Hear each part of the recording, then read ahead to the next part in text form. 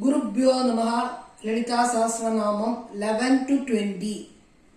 निज सल्लाप माधुर्य विनिर्भर्त्सित कच्छपि मंदस्मित प्रभापूर मज्जत् कामेश मानसा अनाकलित सादृश्य चुबुक श्री विराजिता कामेश बद्ध मांगल्य सूत्र शोभित कंधरा कनकांगद केयूर कमनीय भुजान्विता रत्नग्रैवेय चिन्तागलोल मुक्ता फलान्विता कामेश्वर प्रेम रत्न मणि प्रतिपणस्तनी नाभ्यालवाल रोमाली लता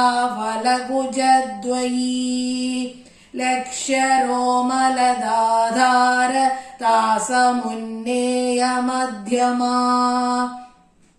स्तन भारदलन्मध्य पट्टबन्ध वलित्रया अरुणारुण कौसुम्भ वस्त्रभास्वत् कटितटी रत्नकिङ्गिणिकारम्य रसनादाम भूषिता कामे सज्ञात सौभाग्य मार्दवोरु द्वयान्विता माणिक्य मुकुटाकार जानुद्वय विराजिता इंद्र गोप परिक्षिप्त स्मरतूनाभ जंकिका गूढगुल्फा कूर्म पृष्ठ जयिष्णु प्रपदान्विता नखदीधिधि संचन्न नमज्जन तमो गुणा